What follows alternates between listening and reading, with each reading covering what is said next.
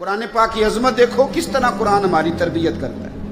کہا اگر be be میں کوئی خامی ہے تو سویرے اٹھ کے لوگوں کو نہ بتا بلکہ چھپا، اس لیے کہ تو اس کا پردہ ہے. اور بی بی سے کہا گیا کہ سارے زمانے کو نہ بتا نکما ہے نکھٹو ہے کس طرح کا ہے. شکوہ نہ کر، شکوہ نہ کر، بلکہ اپنے خامند کی عزت کر. تجھے اسے اللہ نے تیرے لیے اسے اور تجھے اس کے لیے لباس بنایا ہے.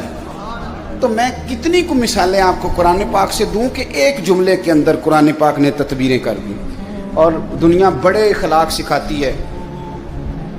میں کبھی کبھی دوستوں سے کہتا ہوں، میں کہتا ہوں قرآن پاک جو تمہیں اخلاق سکھاتا ہے نا، قرآن پاک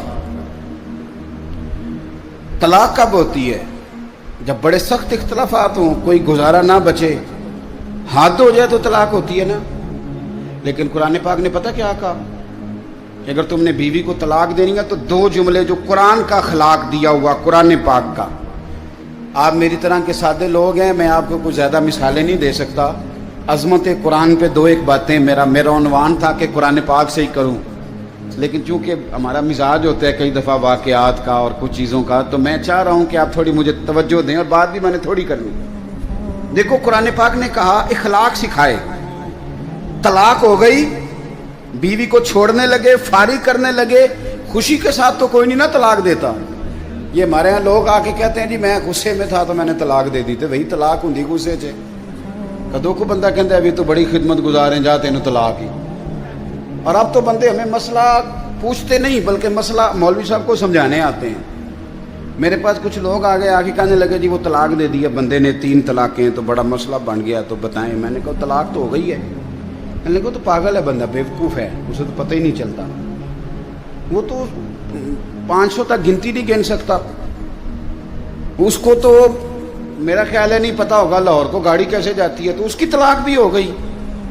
مولوی صاحب آپ پیر صاحب کرنے والی بات کریں، ہمیں سمجھاتے ہیں لوگ آ کے، آپ یقین کریں. میں انہوں آخیا میں کہ تو انے شدائی ہے وہ طلاق کی میں پہلے یہ دس وہ شدائی دا نکاح کی میں ہویا سی. بھئی شدائی دا نکاح تے چٹ پٹ ہو گیا تے 3 بچے بھی ہو گئے، نکاح ودا ہو گیا ہے پر طلاق ہو سکتی. یہ عجیب فلسفہ ہے بھائی. کوئی نکاح ہو گیا تو اس کا سب ٹھیک ہے اور طلاق کی باری آئے تو کہتے شدائی ہے. میں کہ جی شدائی سی تے نے کندھ نو طلاق کیوں نہیں دیتی، بیوی نو کیوں دیتی سو؟ میری بات کی سمجھ آ رہی ہے؟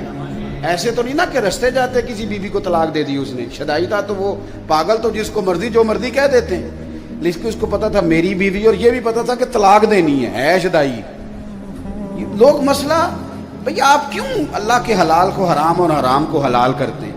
تو جو میں بات عرض کرنے لگا ہوں قرآن پاک کی عظمت دیکھیے. فرمایا جب تم طلاق دو تو پھر کس طرح دو؟ فرمایا جب تم نے 2 طلاقیں دے دی تو اب کرنا کیا ہے؟ فَإِمْسَاكُمْ بِمَعْرُوفٍ أَوْ تَسْرِيحٌ بِإِحْسَانٍ. اب اگر 2 طلاقوں کے بعد رکھنا تو نیکی کر کے رکھنا. اور سنو یارو، یہ قرآن سکھاتا ہے. فرمایا اگر بیوی کو طلاق دے کے بھیجنا تو احسان کر کے بھیجنا.